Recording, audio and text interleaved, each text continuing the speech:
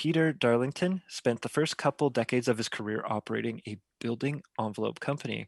When he began his personal renovation in 2015, it became apparent that he could leverage this experience to design his renovation to net zero standards, meaning his home would generate all the energy it would require. Having successfully completed Solar Home Inc.'s first project, he has since been helping homeowners on their path to net zero. He has also spent his time working with some of the best builders in the country developing a national program to label homes that reach this milestone. Peter's home recently became the first home in Canada to be labeled under the CHBA, Canadian Home Builder Association's Net Zero Renovation Pilot Program. So without further ado, Peter, I'll let you take it away. Perfect. Thank you very much. You should have my slide deck now. Yep.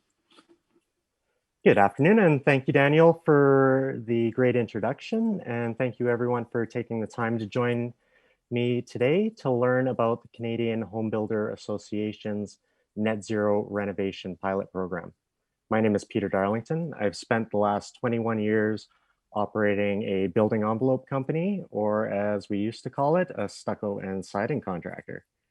We've been very lucky in that we've worked with many different architects, engineers, and contractors, and have had a chance to install all kinds of different wall assemblies on a vast variety of building types.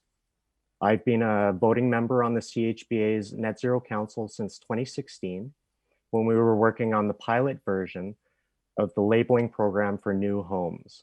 Since then, over 500 new homes have been labeled either net zero or net zero ready under this program. We have spent the last couple of years organizing the labeling program for renovations, and I am proud to live in the first labeled net zero renovation in Canada. My company, Solar Homes Inc., also did the fourth labeled home.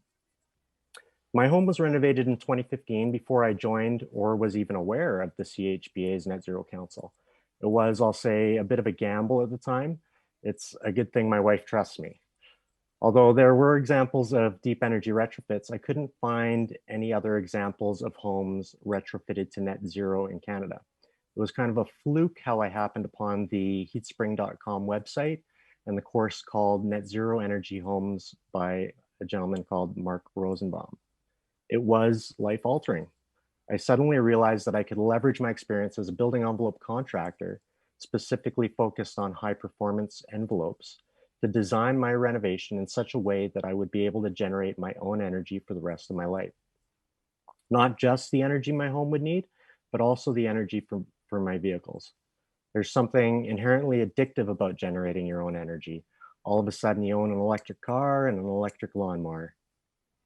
So let's talk about what it takes to do a labeled net zero renovated home under the CHBA's program. I have a couple of slide decks to go through, the first having been supplied to me by the CHBA, which outlines the program, and the second being my own slides, which will walk through the process we take to renovate homes to net zero.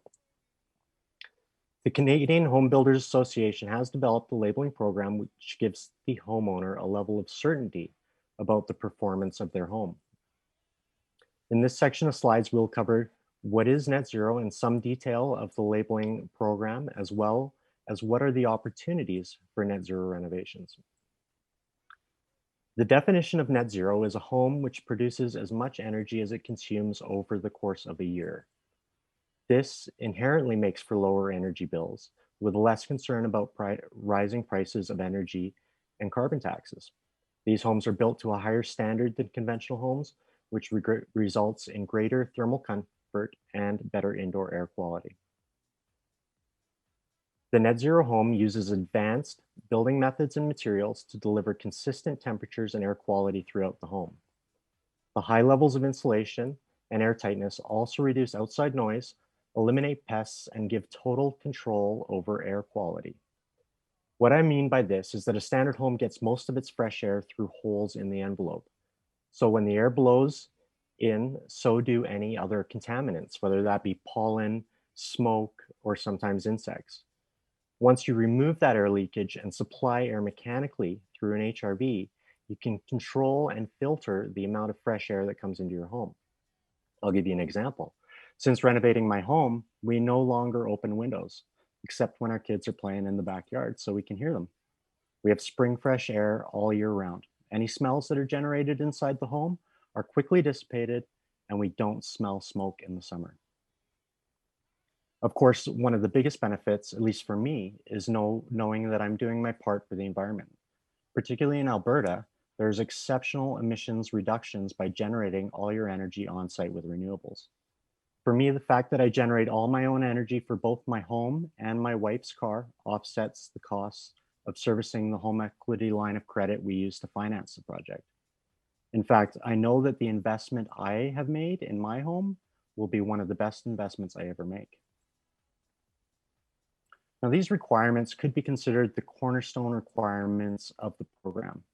These are the major parameters that set a net zero home above a code built house or even an Energy Star home. A net zero home requires 0 gigajoules as modeled energy consumption. The reason that modeled values are used as opposed to performance values is because the way the homes are used will greatly differ from homeowner to homeowner. The homes are labeled to net zero, not the homes plus homeowners. If performance of the homes were used, we'd be labeling net zero families, not net zero homes. HOT 2000, which is the modeling program we use, includes estimated occupant load or base loads to account for what an average occupant load would be on the house. It is important that the builder and homeowner are aware of this. Net zero as modeled allows us to consider the net zero house as an asset. The label will continue with the home even after it is sold to other homeowners. This requirement ensures that an efficiency first approach is taken. Builders must create a very efficient home first and then offset that small amount of energy. This ensures that builders are not simply adding a massive solar array to a leaky old house and labeling it a net zero home. Air tightness of 1.5 ACH or air changes at 50 pascals is key for a couple of reasons. One, it allows for a comfortable, controlled indoor environment. And two, in order to get down to net zero levels of energy efficiency, builders need to build tight. Most projects that get labeled exceed the minimum requirements and are under 1.0 air changes. Tight, highly efficient homes have the potential to overheat if the design does not allow for higher cooling loads. The space cooling evaluation is completed on each home to confirm that cooling loads are taken into account in the design of the home. CHBA net zero homes must produce renewable energy on site. Most often, this means photovoltaic panels. Also, they must install energy monitoring systems, as most homeowners want to be able to see their home in action and monitor its energy performance. One of the biggest opportunities of net zero homes is that 85% of existing house stock is built pre-1980. So there's a huge opportunity to improve the lives of Canadians in a safe manner that will enhance their lives. This can be done in one of two different ways, with an interior or an exterior renovation. And certainly you'll want to look into whether there are financial incentives available for your project. You can see here that a new net zero home requires on average 43 gigajoules of energy per year, while a 1980s home requires 200 gigajoules. This large differential is almost entirely a result of heating energy. There is an opportunity to not only reduce the amount of energy required in those homes, but also make older homes much more comfortable to live in. Everyone in an older home has a cold spot. These are eliminated with net zero renovations. You can always improve energy performance and efficiency, but not every home is an ideal candidate for a net zero renovation. This is one of many tools in the training for net zero renovators and outlines what a net zero renovator or a homeowner should be looking for when determining if their home is an ideal candidate. It includes things such as solar orientation, deferred maintenance, and hazards such as asbestos. A net zero home renovation can be a significant investment for homeowners. For this reason, it is mandatory for qualified net zero renovators to successfully complete prescribed training courses as well as be enrolled in the RenoMark program in order to offer knowledgeable recommendations and services. RenoMark is the Renovator's Mark of Excellence. It defines CHBA members as professional, qualified, reputable, and trustworthy renovation contractors. These skills are essential and are what homeowners are looking for before they commit to an extensive net zero renovation. A RenoMark renovator will be required to sign a code of conduct, provide written contracts and warranties, and provide proof of insurance and licensing. This is the Net Zero Renovation Project at a glance. It is a 3-year project, and we're currently sitting at the end of year 2.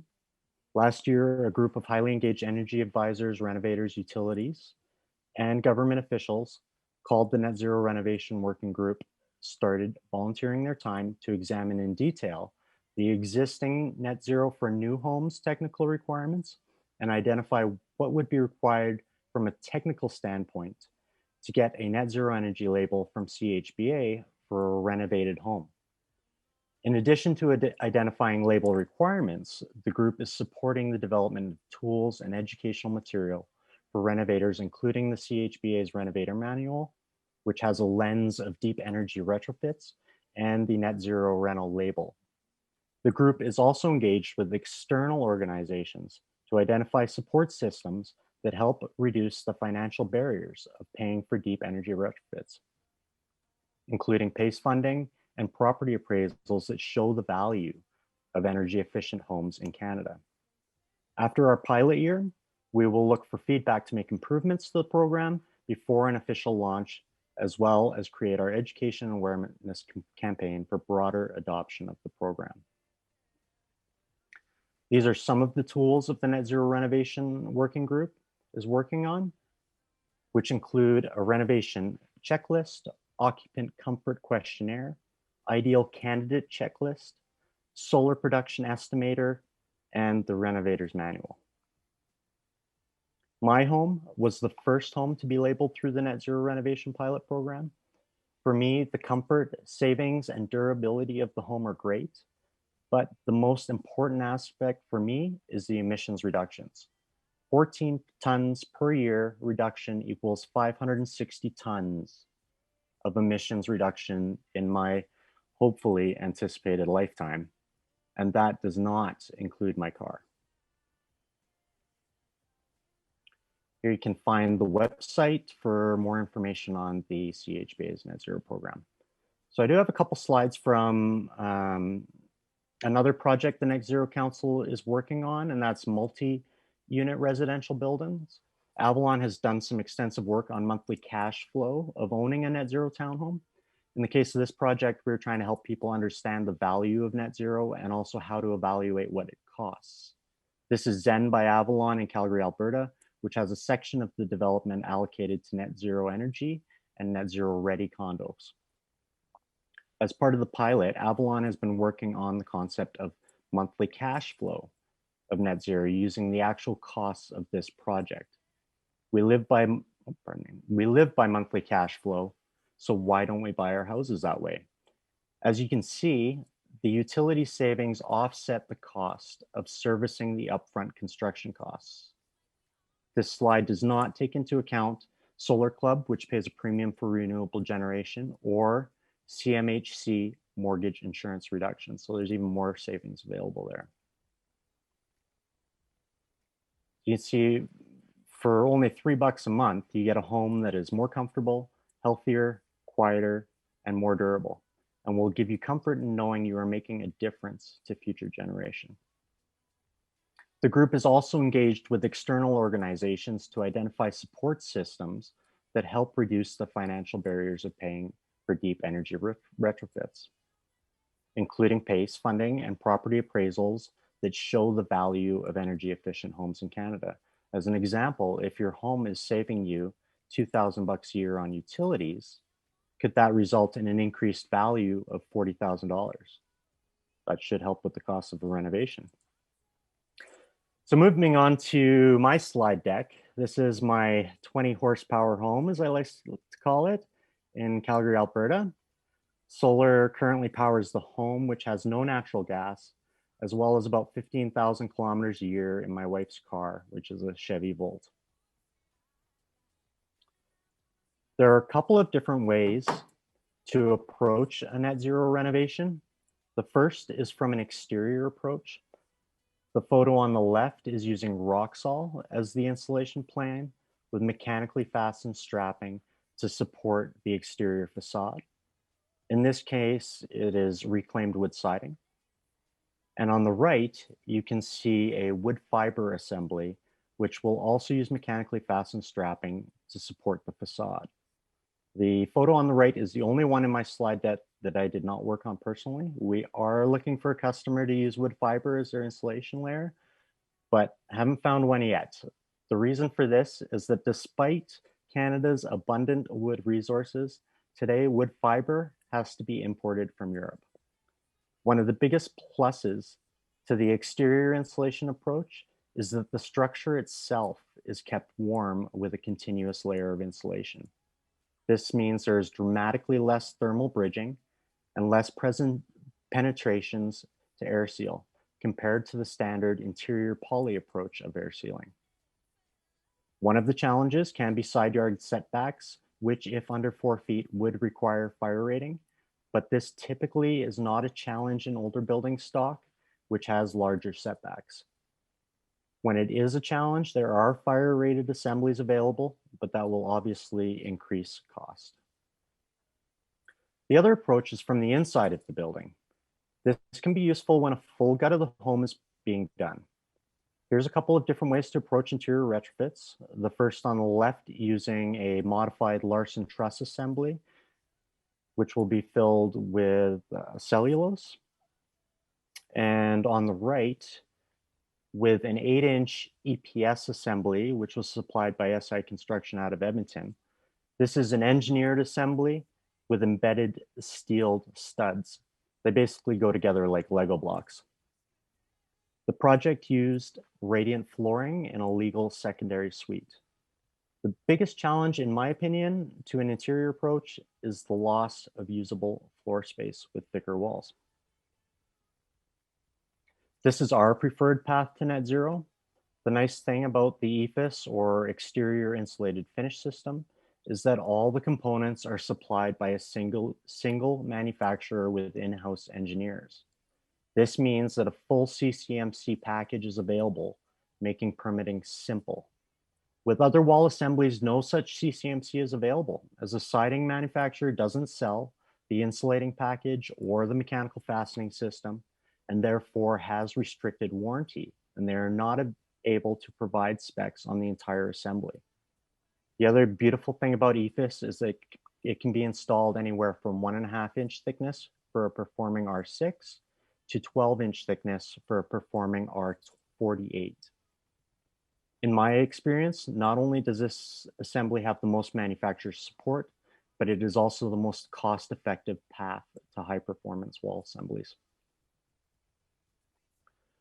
This is a typical inner city home with good but not great solar access, with a north-south roof pitch, which gives us both the east and west roof lines for solar.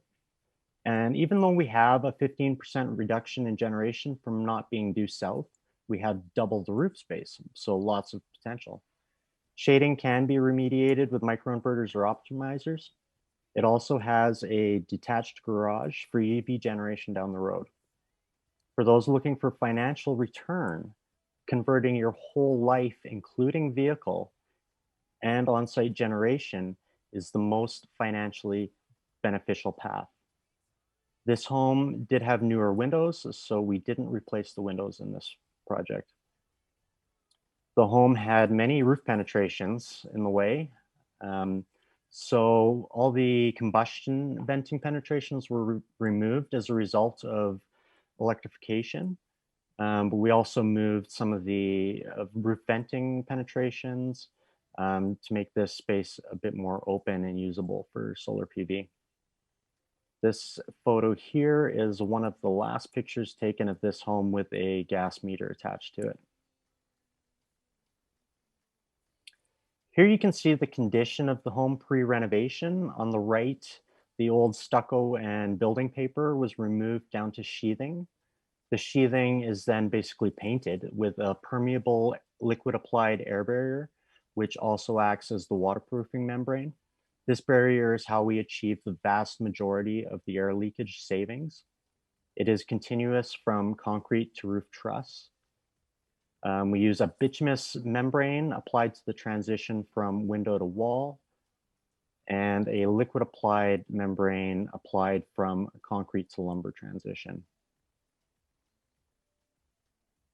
Flashings are installed above and below all penetration to ensure if any moisture gets behind the EPS, it has a path to drain away from the building. We then glue a 6-inch EPS board to the air barrier membrane with a notch trowel adhesive. It installs similar to flooring tiles in that it's important that continuous and complete bond is achieved between the EPS and the substrate. It's then sanded for aesthetics, and a base coat and a finish coat is applied. And you'll just notice here we've brought the EPS up through the trusses to ensure that insulation is continuous through the attic space. One of the questions I get all the time is, how do you address window trim if you're adding 6-inch EPS to the exterior of the building? We simply shape the EPS board and sand it square and finish it off. There is a caulk joint that goes between the finished EPS and any dissimilar materials, in this case a window, to allow for expansion and contraction. You can also add additional trim and color for accents. When working with EPS, your imagination is the only limitation, and all shapes and colors of both window and cornice trim can be fabricated. If you look on the left side of this home, you can see the outdoor compressor for the heat pump. In this home, it is a 2.5-ton Daikin unit, which performs exceptionally well in cold climate with very low noise levels. This is our mechanical room, and it's a little tight. There's a lot going on here. If you don't think you're familiar with heat pump technology, don't worry, you're probably in the majority in Alberta, but you actually have at least one heat pump in your home. The refrigerator draws air in from the living space, extracts coolness from the air, and dumps hot air back into the living space. This is one of the oldest heat pump technologies available. Heat pumps are everywhere. The only difference is the centrally ducted heat pump or mini split has been specifically designed to operate in very cold temperature. The ducted heat pump is really a plug and play unit. Remove the existing furnace and air handler and install a new air handler with outdoor condenser.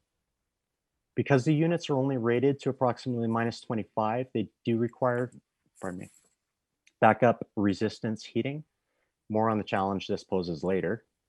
The domestic hot water tank on the right is a pretty neat little item, and what it does is takes excess heat from the space it is in and dumps it into the hot water. So the reverse of a refrigerator. It also functions as free air conditioning in the summer. Because we were running out of space in this mechanical room, the HRV is in the office space behind this wall and feeds the ducted heat pump. You will also notice the solar inverter in this space. It is a string inverter, meaning all the solar panels generate DC power, which is fed to the inverter and changed to AC power there. Here you can see there are some shading issues on the bottom left, but really they are less significant than you would think. Most people think you need a nice south exposure for solar. That's not true at all. In fact, an ideal candidate for a net zero renovation has a north-south pitch, which allows you to use both sides of the roof for generation. The reduction in annual generation by being east-west facing is more than made up for with the fact that you can use both sides of the house. The only non-usable roof lines are facing north. Because this home is going to be all electric and heated by electricity, an electrical service upgrade is required. A standard 100 amp service simply does not have enough capacity to handle a 50 or 70 amp backup heat coil. There is some work being done on how to avoid this, but no practical solutions exist today to my knowledge. This can be the single biggest challenge to a net zero renovation. The capacity of your electric service is a result of the size of the wire that comes from the transformer to your electrical panel. So if your existing service is underground and the nearest transformer is 3 houses down, this would involve excavating back to the transformer, which is done by NMAX in Calgary once it leaves your property. This can be a project killer, and we've had projects not go ahead because of this. If your line is overhead or your transformer is very close to your property, then it can be a relatively simple process. Typically, the electrical service upgrade is done in conjunction with the building envelope upgrade. In the case of the Acadia project, we ran 200 amps to the garage with overhead power lines, then fed the home another 200 amp panel for the mechanical systems. We always install an EV plug in the garage when doing electrical service upgrades. And although the Acadia homeowners didn't have any immediate plans to get an EV, once the plug was there, it was simple for them to buy an electric car, which they have since done. These are the before and after photos of the Acadia project. You can see there is a significant improvement in the aesthetics of the home. What you can't see from the street is the improvement in the general comfort of the home. I like to compare it to your car's heating system. Imagine only being able to run your car's vent at max blower speed and max temperature. You would constantly be turning it on and off and never really realizing a comfortable condition. That is similar to how a conventional furnace works.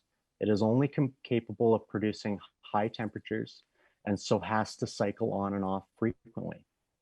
Heat pumps generate a much lower temperature air and have variable speed motors, blowing comfortable temperature air at a consistent setting. A side note here, this homeowner added their solar PV after the most recent EnerGuide report was done, so it is not reflected in the final EnerGuide report on the bottom left of the screen. They've also added an electric car.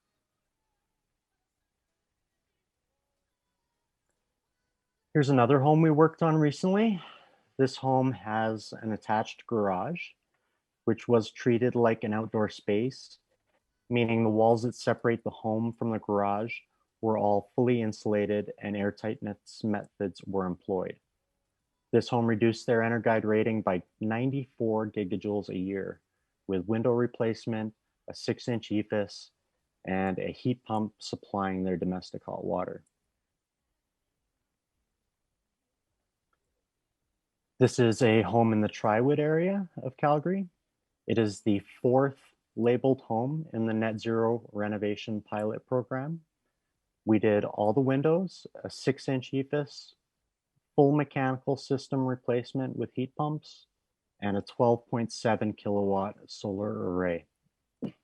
This home used microinverters for their solar system, which helps negate the effects of shading or snow coverage on individual panels. She's actually getting some really good generation today. This project was probably the most challenging as it was the first one.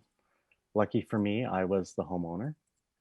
It involved a complete building envelope upgrade, including a 4-inch EFIS and new windows and doors. The detached double garage was purpose-built to house 40 solar PV panels, which would generate almost enough energy to run the home.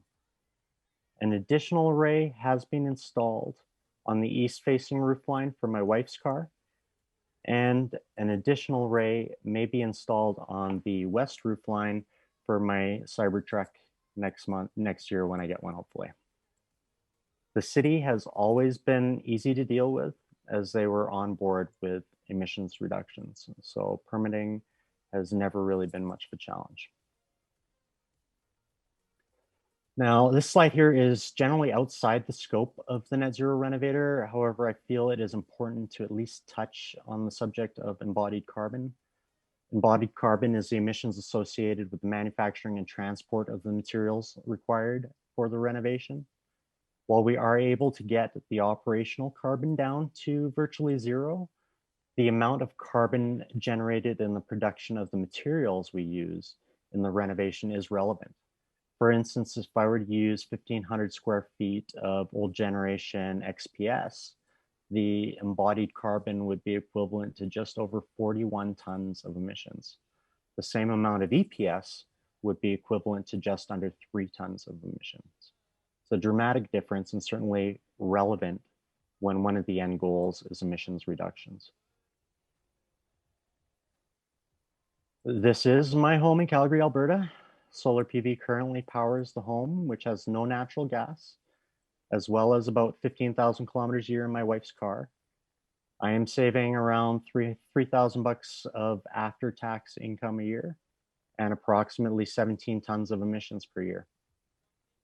I hope you found this presentation informative, and I am happy to answer questions.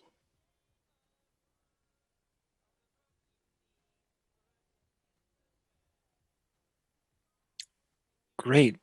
We've got a few questions in from the audience, and I've got a couple for you. So, just curious about your home because it was the first to receive this designation.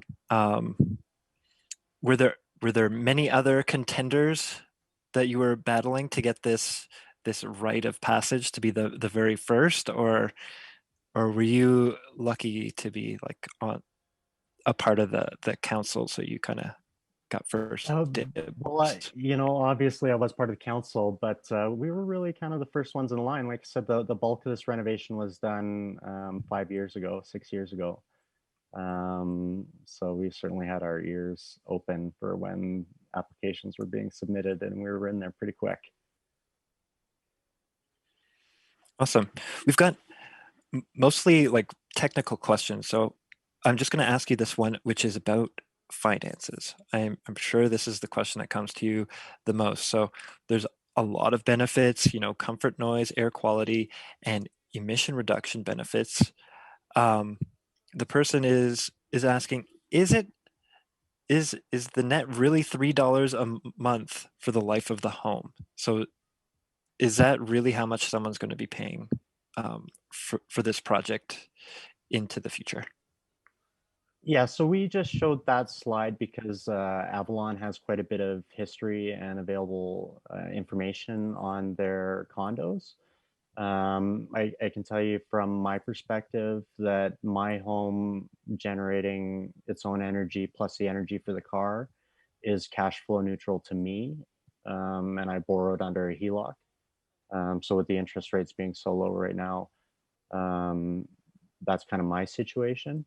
And where the real sweet spot is where there's older homes that are already planning building envelope upgrades and have older furnaces, and they're going to be doing that work anyways. So the additional 40 or 50 grand that they're going to spend on the upgrades that contribute to the net zero label really can offer very significant value.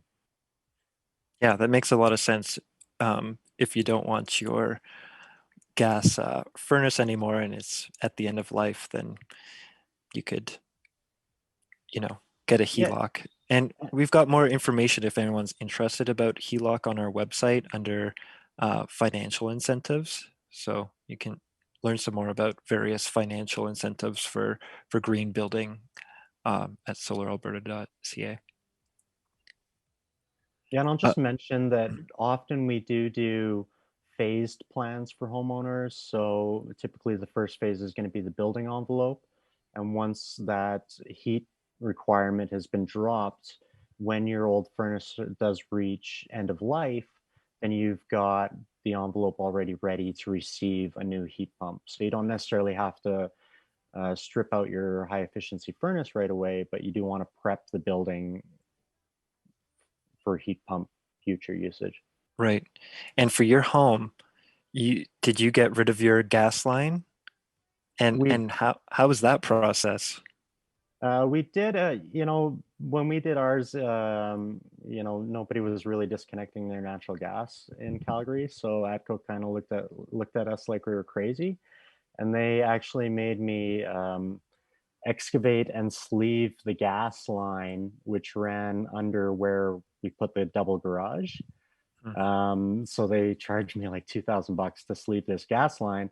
And then about a month later, I called them and said, "Okay, we're ready to remove the meter." And they were there like 6 hours later, and they just took the meter away. Amazing. And so for other homeowners, is that process still just as easy compared to the electrical upgrade? It is. The nat gas thing is a non-issue. It was only an issue because we were putting that garage over top of where it ran. But typically, when we've put the electrical mechanical systems in, ATCO's there within a week to take the meter away. Right. So that's a great way people can save some money on their utilities every month because then you don't have to pay all those administrative fees, right? That's absolutely correct. And then we've got a question about air tightness and radon.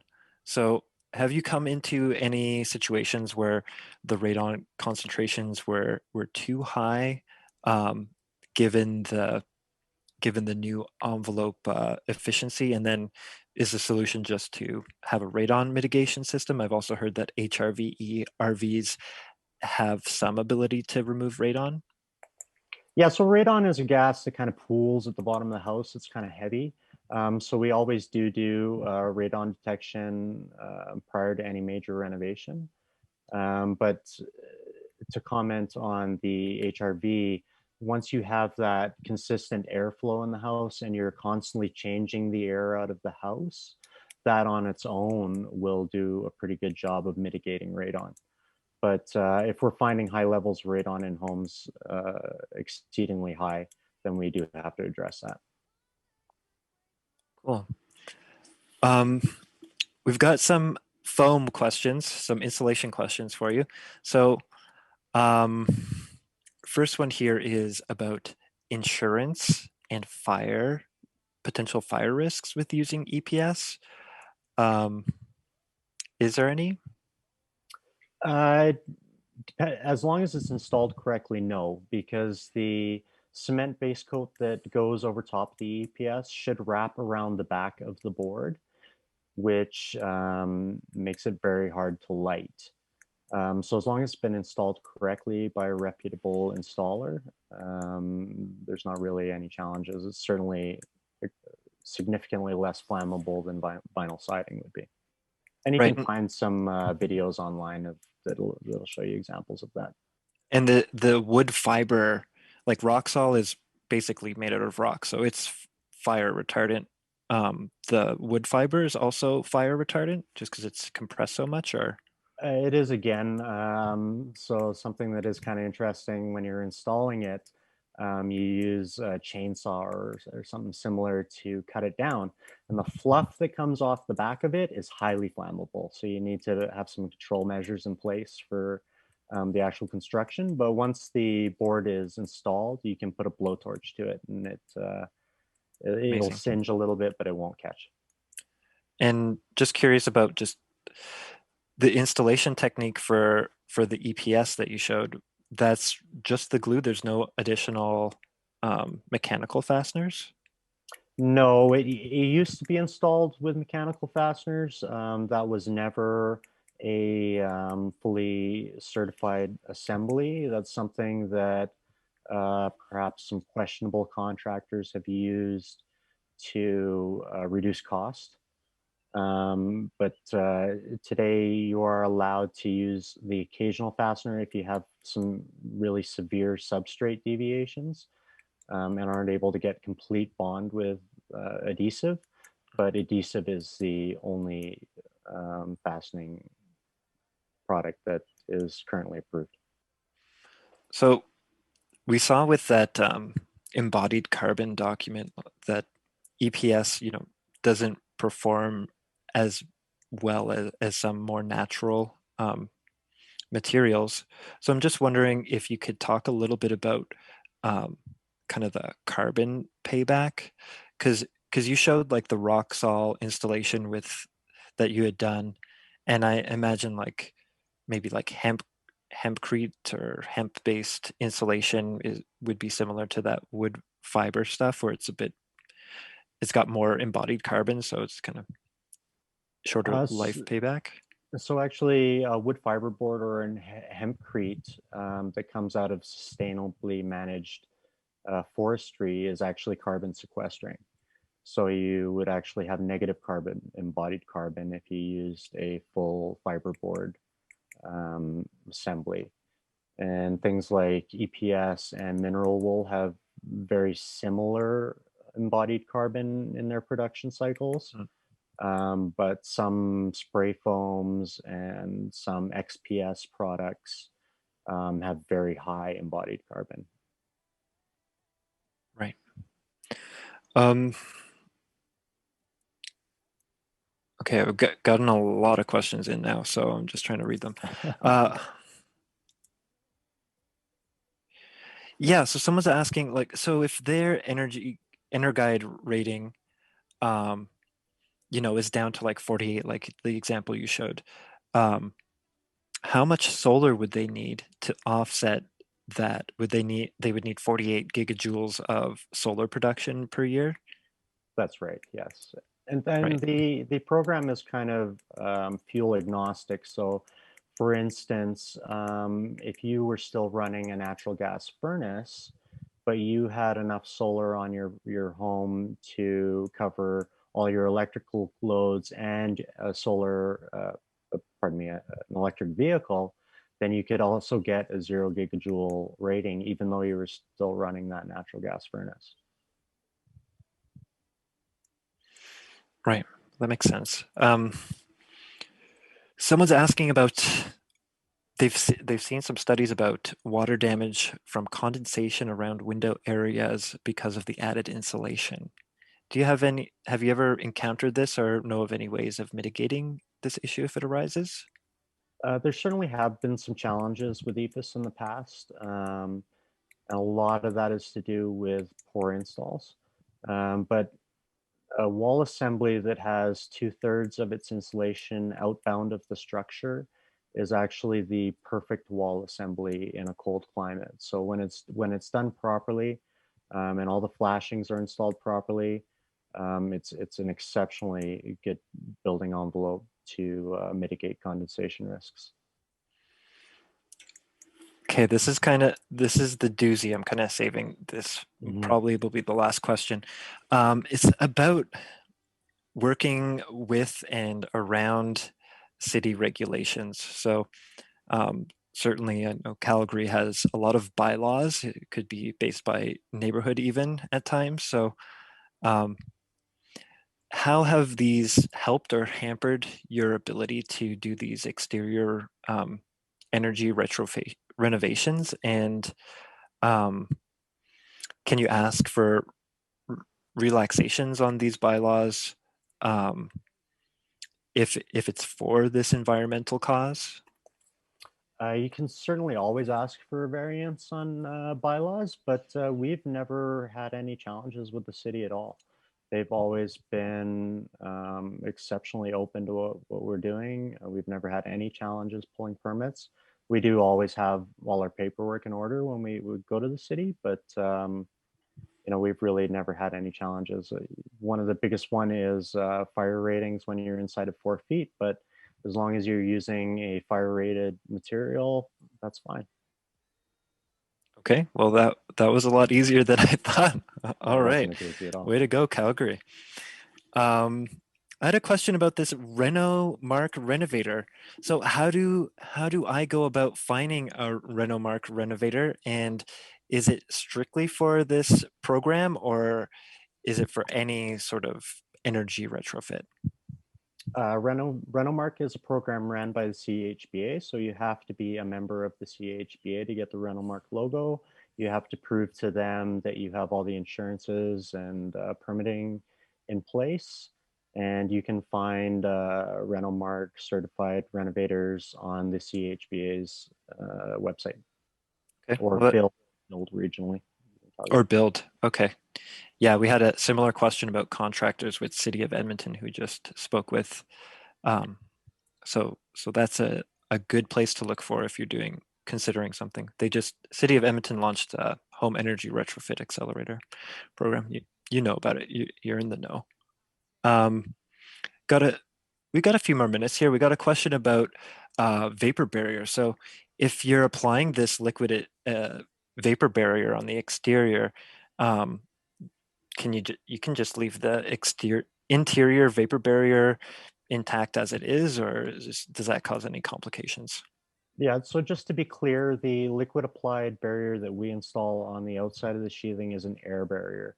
So it does allow vapor to pass through it. You would never want to install a vapor barrier on the exterior of the building that had an interior vapor barrier as well. If you're in new construction, you can actually use a liquid applied vapor barrier on the exterior of the sheathing and delete the poly barrier on the inside of the sheathing, as long as you have 2/3 of your insulation outbound of the sheathing. Oh, well, that's a cool technique. You could probably save some interior square footage that way. Hey, It won't really save you any square footage, but it'll save you okay, a few bucks. awesome. And it also makes the air tightness detailing a lot easier, because if your vapor barrier is outside of your sheathing, you're only dealing with, 4 vents, 6 plugs, and 3 lights. Instead of when you're trying to make your air tightness barrier on the inside with your poly, you have to deal with 100 plugs, and so it makes everything quite a bit simpler. Very cool. So uh, we're about at the end of our time. Um, there's another question here. They're asking about, you mentioned the solar club. You've got a big array. I'm surprised at the size of your array.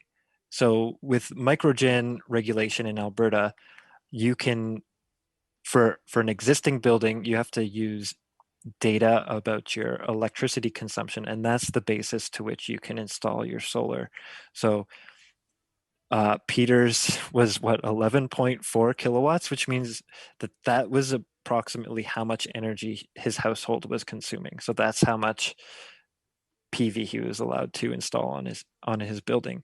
For new homes, there's no data, so it's a little bit of a relaxation. You could oversize your system potentially. You have So any? I can't comment on that, particularly in the renovation space. There is a little bit of back and forth on the microgen application. And what we have to do is we have to prove that their heating system is going over to electric.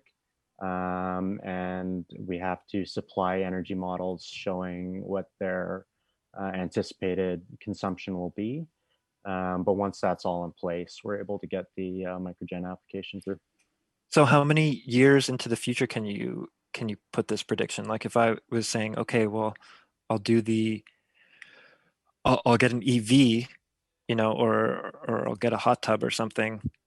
Like how many years do I have? Like 2 years to install it, or No, you have to prove that you have that okay, right now, that cool, that potential to use that energy.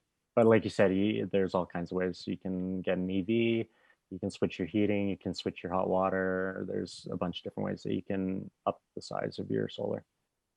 awesome. Well, I could probably ask you questions all day, but it's the end of the event. So I want to thank everyone who attended very much for coming to the solar show, and I of course want to thank Peter very much for giving this excellent presentation. Um, if anyone's still kicking around, um, check out the solar show in Feedloop. You can go to the lobby to see more announcements. You can network in the networking session under some different groups, and you can visit our exhibitor booths. You can leave messages today. They'll be live, and you can have virtual conversations with them, just like uh, just like Google Meet with them on Saturday. And if you are attending the next session, you need to log out of this one and then go and click on the next one. So with that, Peter, thank you so much, and all the best with your net zero renovations. Well, thank you, Daniel, and thanks for having me. Yeah, have a great day.